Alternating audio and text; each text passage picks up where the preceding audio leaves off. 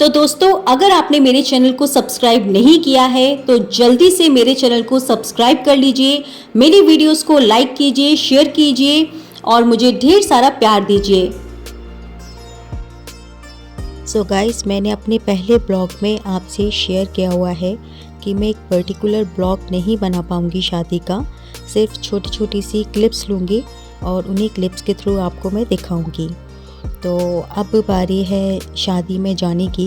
तो बस अभी बारात चढ़ रही थी और दूल्हा गाड़ी में बैठ गया था और उसके बाद फिर ये शायद नज़र उतारने की रस्म होती है या फिर क्या, मुझे सच में एग्जैक्ट नहीं पता है।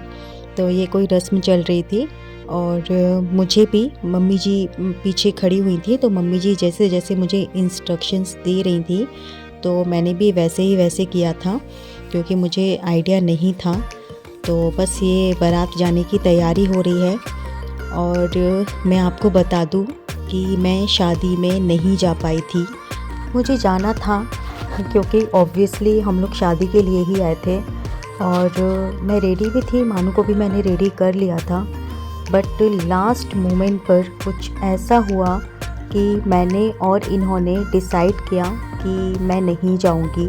तो आप रस्म देख रहे हो, तब तक भी ऐसा कुछ भी नहीं था कि मुझे नहीं जाना है या कुछ है। तब तक तो यही था कि हाँ, मैं भी जाऊंगी साथ में। बट ये रस्म हो गई और उसके बाद फिर मैंने इनसे बात की और फिर हमने डिसाइड किया कि मैं नहीं जाऊंगी, सिर्फ ये ही जाएंगे। और इसका रीज़न था मानू की तबीयत। मानू की तबीयत बहुत डाउन होती जा रही थी। मतलब अभी मैं ये जो रस्म कर रही हूँ ये सिर्फ इस वजह से कर पा रही हूँ क्योंकि ये मानू को लिए हुए थे। वो काफ़ी रो रही थी और परेशान सी हो रही थी। उसको बहुत ज़्यादा हैवी ज़ुकाम भी हो गया था, खांस भी रही थी और उसकी आइज़ भी इतनी ज़्यादा नम हो रखी थी हैवी ज़ुकाम की वजह से। तो फिर हम लोगों ने डिसाइड किया कि ऑलरेडी ठंड हो चुकी है, रात में तो और ठंड बढ़ जाती है। और जनरली मानू घर पर रहती है और घर पर एक तरह से लाइक पैक रहती है, घर पर इतना ज़्यादा कुछ बाहर की हवा उसको नहीं लगती है। एंड सडन यहाँ आना हुआ तो सडन उसकी तबीयत भी ख़राब हो गई है। और अब अगर रात को भी हम जाते हैं शादी में तो मतलब उतना तो नहीं हो पाएगा कि मैं उसको रूम में सिर्फ लेके बैठी रहूँ, वो चीज़ नहीं हो पाएगी। ऑब्वियसली मैं भी शादी में जाऊँगी तो शादी अटेंड करूँगी, जो रात भर के फंक्शंस वगैरह होंगे वो सारा चीज़ें देखूँगी, पार्टिसिपेट करूँगी। तो कहीं ऐसा ना हो कि मानू की तबीयत और ज़्यादा डाउन हो जाए। तो इसलिए फिर मैंने डिसाइड कर दिया कि मैं नहीं जाऊँगी। तो सिर्फ ये गए थे और ये जो निकासी हो गई थी, मतलब कि बारात चली गई थी, तो उसके बाद फिर मैंने मानू को फिर अच्छे से उसको मैंने मालिश कर दी और उसको बेबी रब वगैरह लगा दिया था और मेडिसिन्स वगैरह खिला के। और उसके बाद फिर मैंने उसको अच्छे से दाब के सुला दिया था।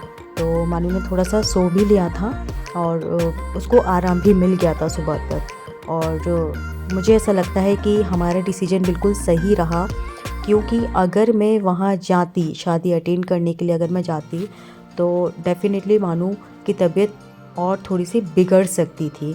तो अच्छा हुआ कि लास्ट मोमेंट पर मैं नहीं गई और मानू की तबीयत में थोड़ा सा आराम मिला, क्योंकि उसके बाद फिर हमें निकलना भी था घर के लिए, मतलब हमें आना भी था वापस से दिल्ली। तो ये डिसीजन हमारा सही रहा। तो फिर ये है बहू आगमन।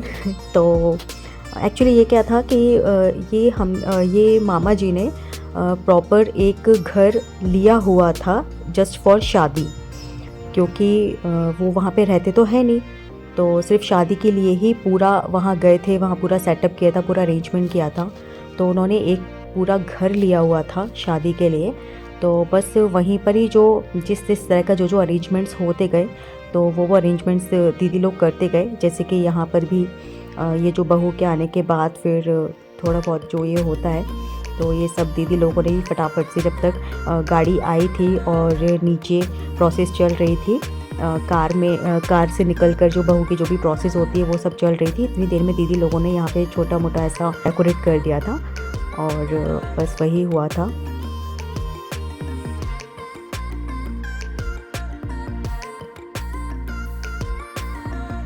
और फिर ये एक और रस्म थी जिसमें भाभी खीर खिलाती है देवर और देवरानी को, और देवर को खीर खिलाते वक्त थोड़ा सा शायद चिढ़ाती भी है।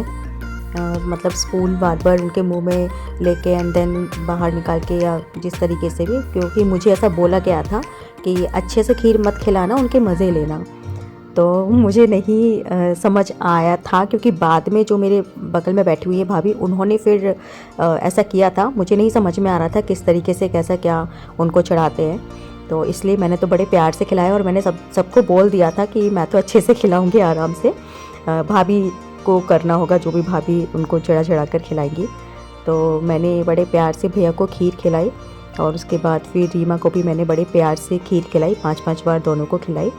और उसके बाद फिर मैं उठ गई और फिर भाभी ने फिर रस्म को आगे कंटिन्यू किया और फिर उन्होंने फिर भैया के मज़े लिए।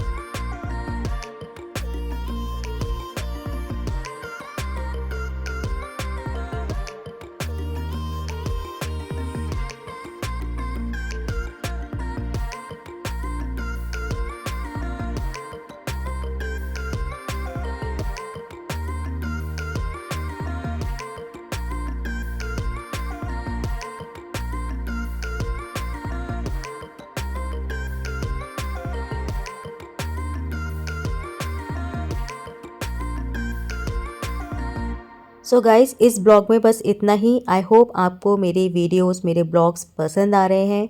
जितना हो सका उतना थोड़ा थोड़ा मैंने कैप्चर किया है, छोटी छोटी क्लिप्स के थ्रू मैंने आपको दिखाया है कि जहाँ मैं शादी में गई थी। और बाकी का फिर जो मेन घर से फंक्शन होगा, जब वापस सभी लोग घर आ जाएंगे, उसके बाद फिर जो रिसेप्शन होगा तो उसका मैं ब्लॉग बनाऊंगी और वो भी मैं आप लोगों के साथ शेयर करूंगी डेफिनेटली। फ़िलहाल के लिए आप प्लीज़, अगर आपने मेरे चैनल को सब्सक्राइब नहीं किया है तो प्लीज़ मेरे चैनल को सब्सक्राइब कर लीजिए, मेरे वीडियोस को लाइक कीजिए और मुझे ढेर सारा प्यार दीजिए। अगले ब्लॉग में आपसे फिर मुलाकात होगी, तब तक के लिए टेक केयर, बाय बाय।